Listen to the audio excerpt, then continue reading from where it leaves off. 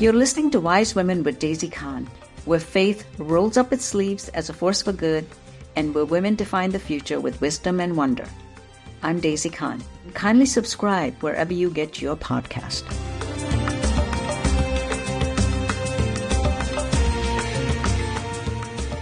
Welcome to a new series, The Muslim Women Project, where I feature 100 Muslim women of power and authority, shaping their destiny, community, and society at large. Welcome to Wise Women. Today, I have a very special guest with me, Ani Zonneveld. She's a human rights activist, an author, and the founder and president of Muslims for Progressive Values, an international organization advocating for gender equality, freedom of expression, and an inclusive interpretation of Islam. Ani has been a voice on reform. She has spoken at prestigious organizations like United Nations, international forums, and her work is focused on uplifting women's leadership. She fights extremism, and she's been promoting human rights within Muslim communities worldwide. So, Ani, welcome to Wise Women. Thank you, Daisy. So let me just start with when I first met you. Literally, I remember this incredible energy that you brought to the stage at the launch of WISE conference in 2006 in New York City in Times Square. And you got on the stage and you started singing this song, just like Khadija. And we began to call you Muslim Britney Spears. And then, Ani, I have no idea what happened to you. We were expecting the Muslim Britney Spears, and you shifted from the heart of music towards this full-time social justice warrior. Yeah, what I found out was when I did the Islamic pop CD Ummah Wake Up, I had no idea I was wading into this pit of patriarchy and sexism. It was sad to find out that the Muslim retail stores wouldn't sell my CD on the basis that the female voice, the singing female voice is awrat or has to be covered. And because I used all the musical instrumentation, that was also forbidden or haram, because Prophet Muhammad only used the percussion during his time. And I'm like, oh my God, this is so crazy. I do not want to be part of this. So starting Muslims for Progressive Values was a way to really fight back against this particular interpretation of Islam, which for me is a bastardization of our faith and our cultures and knowing our cultures. And I'm from Malaysia, and we've always had female singers, poets, and music has never been a forbidden taboo practice. That is our culture throughout the Muslim world for centuries. And so living in the United States, being told this was an alien concept to me as a Muslim, born, raised Muslim from Malaysia. So I pivoted into theology. And you were trying to find out why music was haram, right? What the heck? Exactly. And then getting into the weeds into all of that, and then realizing, wow, the revelation of the Quran was as a way to counter a lot of the injustice in society at that time. And what have we done to the Islam from its inception to now? And so then it became a whole journey for me. And it has been one of these journeys that was difficult in that I had to unwire some of my belief system or the way I was raised as a Muslim, which was progressive in its own way, but I found Islam at its root to be much more progressive even, and then had to rewire with a new understanding. And that is a journey. It doesn't matter who it is. If you are trying to reassess your identity and to redefine your identity, that is actually a very challenging journey, and a journey that is also privileged because not everybody can do that.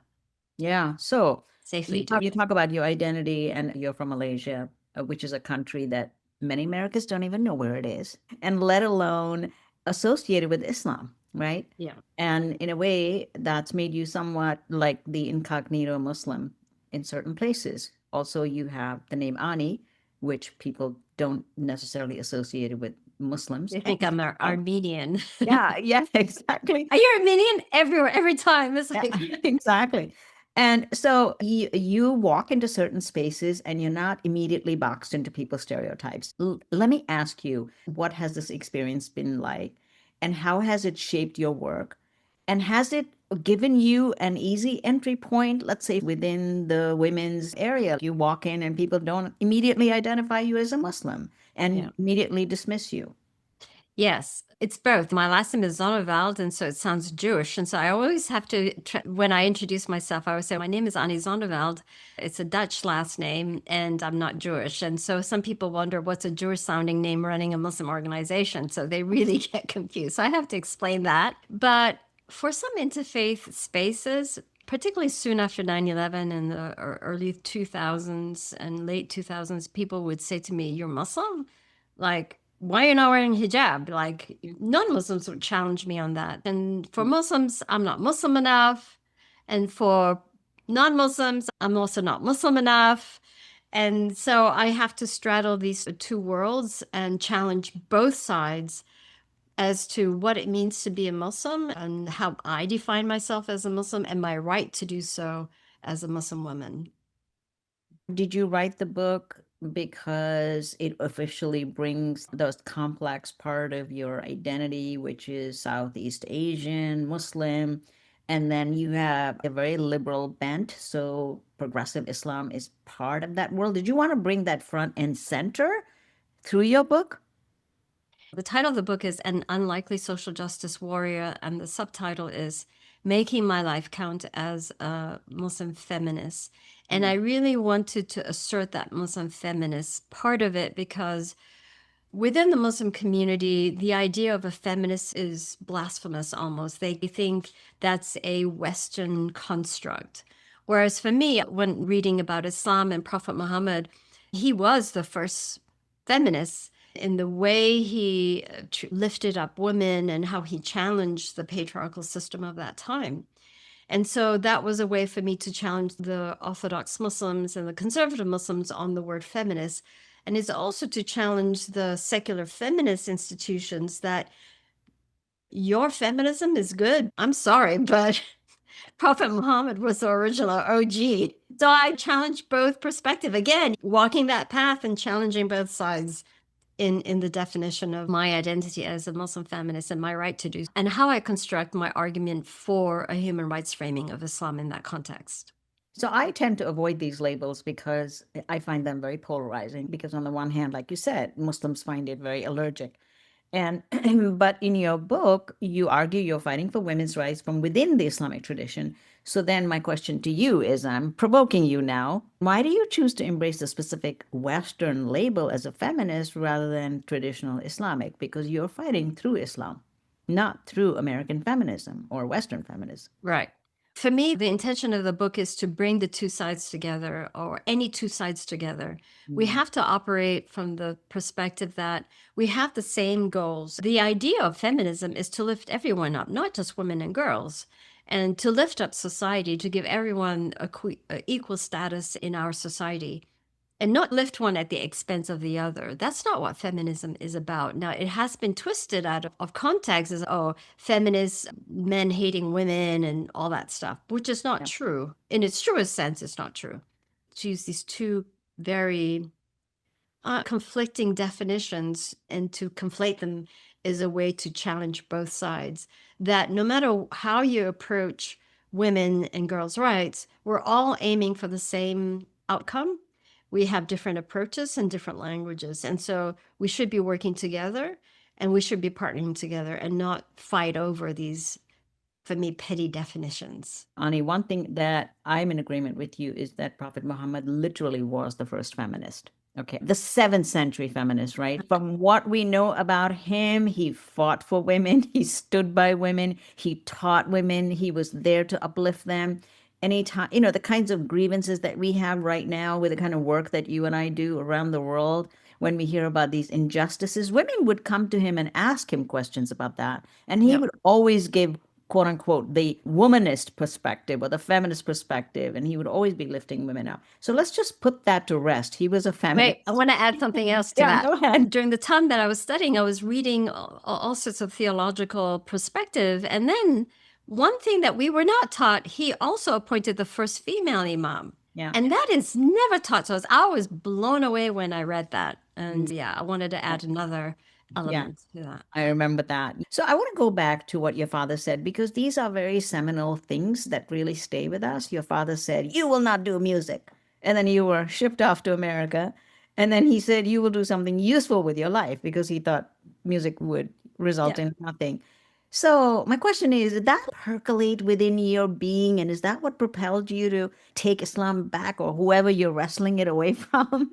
And was that a huge part of your rereading the Quran for the benefit of others? Is that what you're trying to do? Well, my dad's voice is haunting.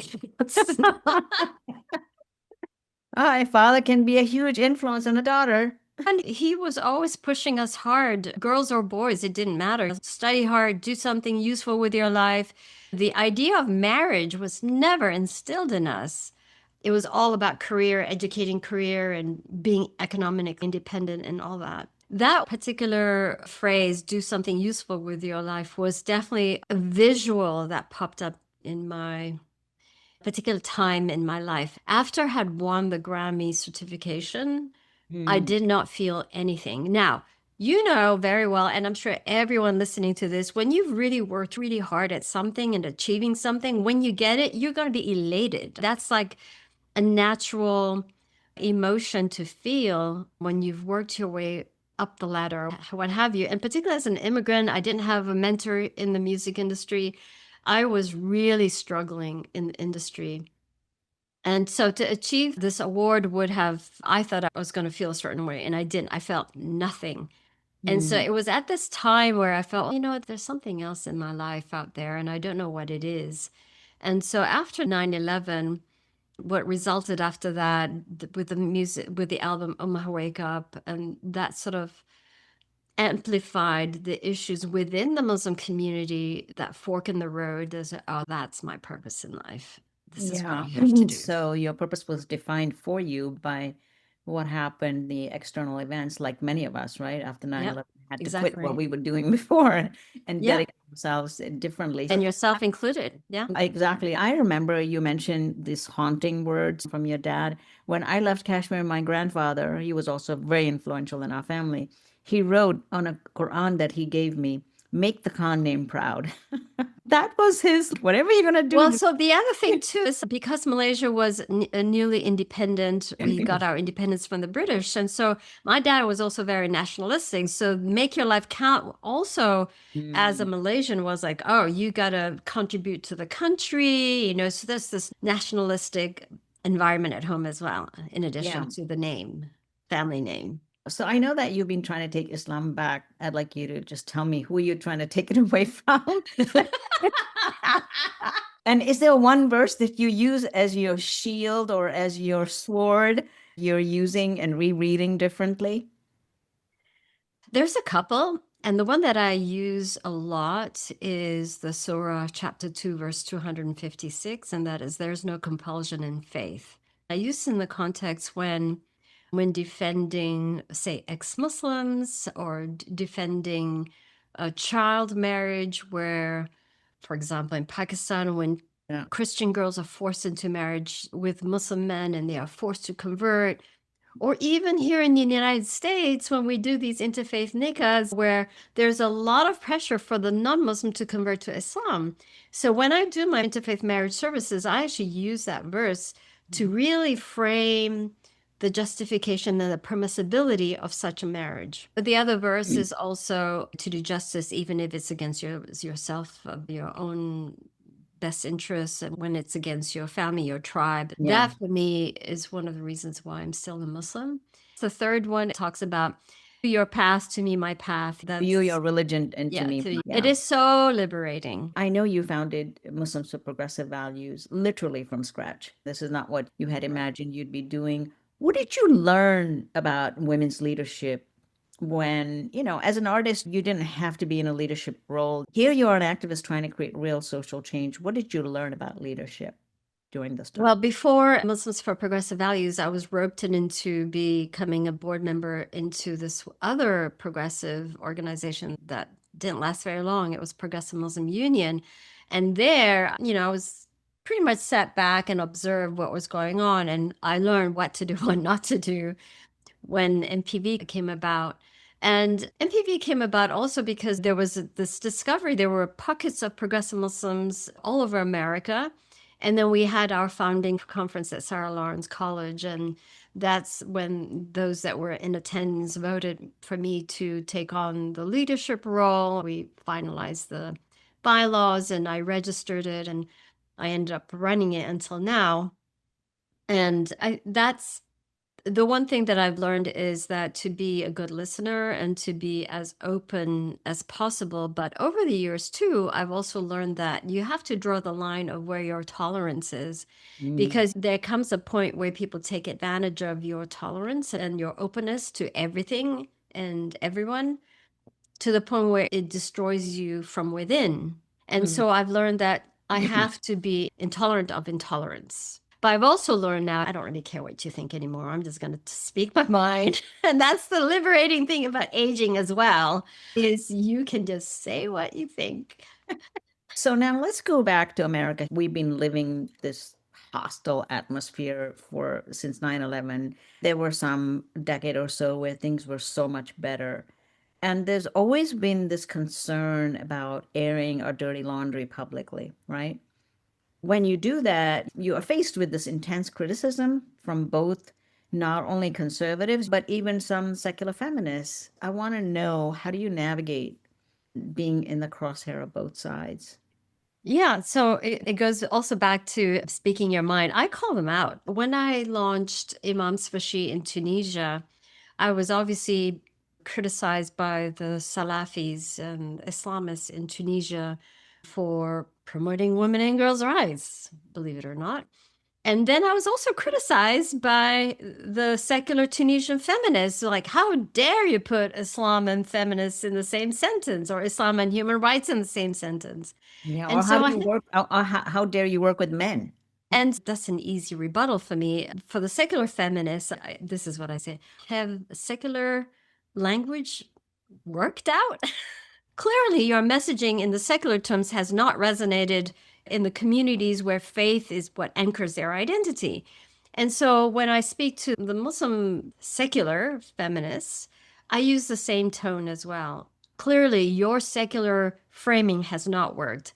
And what I found out many years later is that these very secular Tunisian feminists that were critical of me, they were using Islamic human rights framing in the villages, but Mm. they don't tell the secular urban feminists what they're doing, because it's like very quietly. And they realize themselves that in order to speak the language that's going to influence change in a positive way, you have to speak the language of the audience you're trying to influence is the language of Islam. And Mm. so that's the only way that works. And I'm glad that they've come around. So that's the way I operate. And in the traditional communities, like in Burundi, DRC, and Rwanda, I work with the traditional imams, male imams, because they are their local influencers. I want to go back to what you said earlier, and you barely mentioned it, and which is you had the freedom in America to chart your own course, right? With Yeah. your own spiritual journey.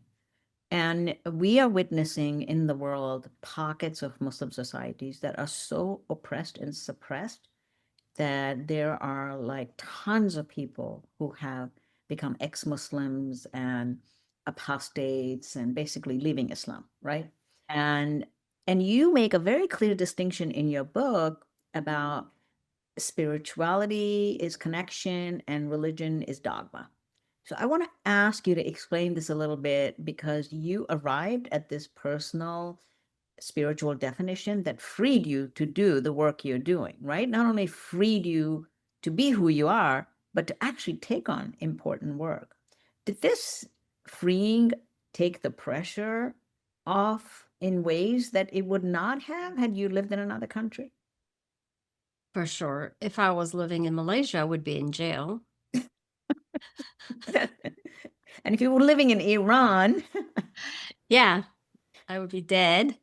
And I joke about it, but I also write in the book that I have been attacked by the Malaysian government, by the previous Prime Minister Najib, who is now in jail for corruption, and his constant attack on feminists and progressive Muslims. And he even said feminists and progressive Muslims are more dangerous than ISIS. educated man. I don't understand why he would even make that kind of. Well, the thing is, He wasn't educated in all these British schools and everything else. it's all hypocritical. It's all about politics and using Islam as a political tool, using religion, as we see in the United States now. The utility of religion to oppress is so rife, and it works. It's worked for centuries from day one. So I think freeing myself from the religious dogma is freeing because there's less dogmatic structure and limitations. Spirituality is about the heart. It is about love and compassion.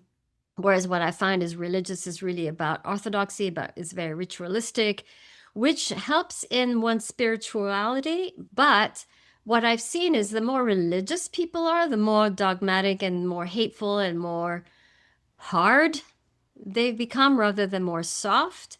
It's a really weird contradiction. And I don't really understand that psychology, but I see it in my own family. Like the more religious they are, the more hateful they become. I'm like, what the hell is that? It's not supposed to work that way. So I've freed myself from this religious dogma. So I don't want to be entrapped in this small-mindedness. Some Muslims force people to fit into a box called Islam, whereas I look at Islam as lifting people out of their boxes. And so that in itself, in a nutshell, explains why I have freed myself from this small box. So I think you just made some broad strokes, and I just want to comment on that because we have a lot of listeners that are deeply religious and are beautiful human beings. I think what you're talking about is people who confused culture or custom for religion and then use religion, weaponize religion to then enforce their point of view. So the kind of work that you're doing and I do, we see that all the time. And like the Taliban calling themselves religious, like we all know that's not even Islam. Yeah. But then you go and you see some very beautiful, devout Muslim who's a scholar, who's dedicated to his faith, and he has no way of fighting these people. We just have to be very precise about it. But also on a micro level, for example, like here in the United States, there's also that tyrannical mindset of what Islam is and cannot be, right? Which is defined by some of these organizations in America. And like, for example, I would say publicly that you are one of these beautiful human beings that are very ritualistic, but so loving. And so for me, I look at you as a rare breed of religious and spiritual, whereas I see too many who are so dogmatic in their worldview and they define that as religious. And because of that, they are intolerant. And it's not just Muslims. It's Christians, it's Jews, it's you name it. Hindus. It's across all religions. Exactly. So that's why so many people in America have become spiritual, right? They're all like, I don't want to associate with religions, but I am spiritual. So still keeping that connection with God, which is beautiful because, and that's what I hope that people who are walking away from God, from their own creator, will find their path back somehow. Yeah. And I think for me, I speak for myself when I say that for me, serving God, or Stevie Wonder said, every day I wake, I want to make sure that I have made God smile. And I think that is a beautiful way of expressing, like, it's about doing good for humanity. I see my ritual as serving humanity. That's beautiful. And that could resonate with many listeners who truly feel disconnected from traditional religious structures. And so if somebody is inspired by that idea and wants to build their own ritual of service, what's the first step you would suggest for them?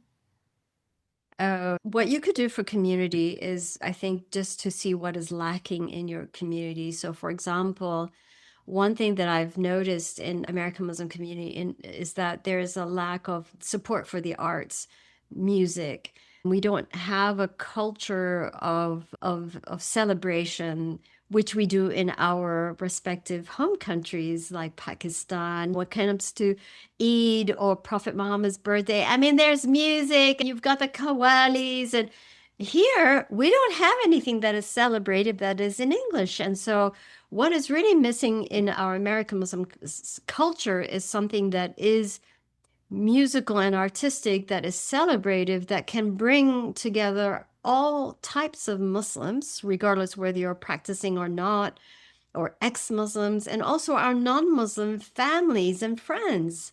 So for me, being the creative person that I am, that's what I've started moving towards. I started with music. I went full on into theology and human rights, and I'm circling back into the arts. And so the latest project I'm working on is right now we have developed the final script of a musical storytelling theater, and it's called Welcome to My Eid.